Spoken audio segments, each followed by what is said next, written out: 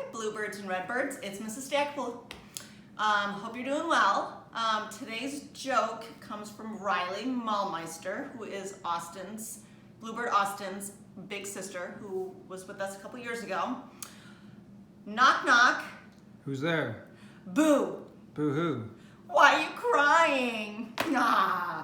Okay, it's Ocean Week, and I have a story called Clark the Shark.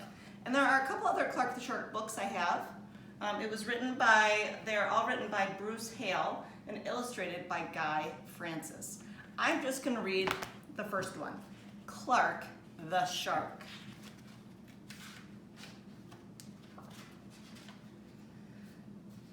In all the wide blue seas, in all the blue wide world, the top school for fish was Theodore Roosterfish Elementary.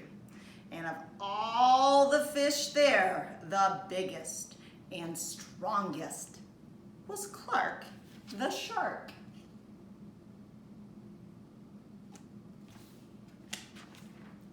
Now Clark loved school and he loved his teacher, Mrs. Inkydink.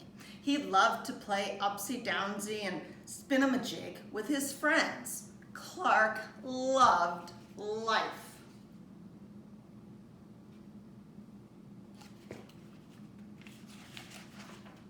School is awesome, shouted Clark the Shark. Shout less, more reading, said Mrs. Inkydink. Lunchtime is sweet, yelled Clark the Shark. Munch on your own lunch, said his best friend Joey Mackerel. Recess rocks, bellowed Clark the Shark. You're playing rough, Clark, cried the other kids. Yet, yes, Clark loved life, and he swam with all his heart. But he loved everything too much. He was too loud, he was too wild, and he was just too much shark for the other fish to handle. After a while, no one would play with Clark. No one ate his lunch with him. No one sat with him at circle time. Even his best friend Joey said, "Cool your jets, Clark. You're making me crazy."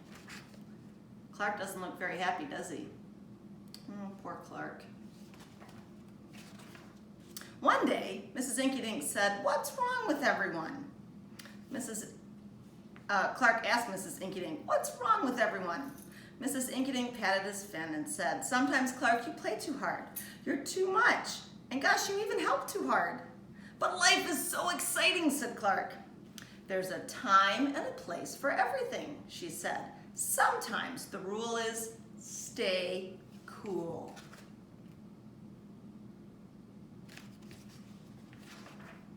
After recess, Clark tried to stay cool, but he pushed the swing with too much zing. "Sorry, I forgot." "Yikes," said Joey.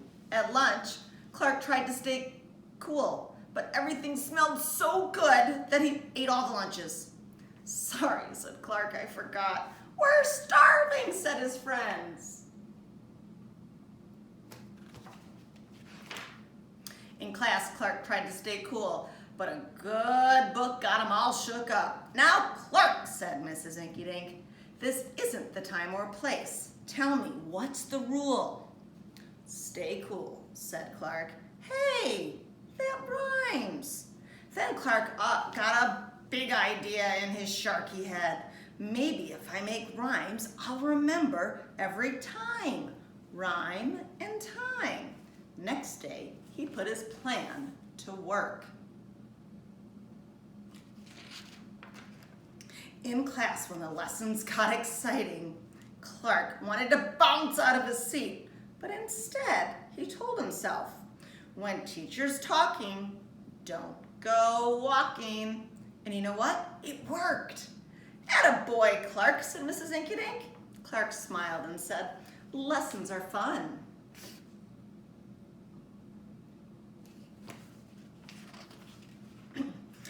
At playtime, Clark told himself, "Easy does it. Easy does it, that's the way. Then my friends will let me play." At playtime, it was fun. Once more, Clark loved his life. But then a shadow fell across the playground. A ginormous shadow with tentacles galore. It's a new kid and he looks scary, cried Joey Mackerel. Swim for your lives! The squid squashed the slide and it snapped off the swings. Oops, my bad, said the new kid. Oh boy.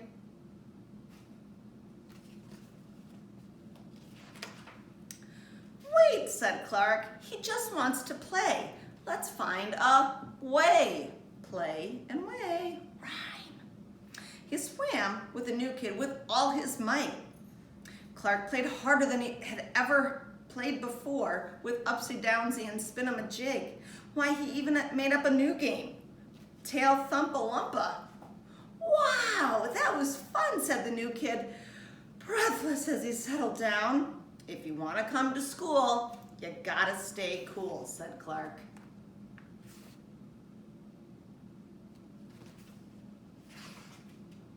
That's right, Clark, said Mrs. Inkydink, and thanks for taking care of our new classmate, Sid the Squid. Hooray for Clark the Shark! Everyone cheered.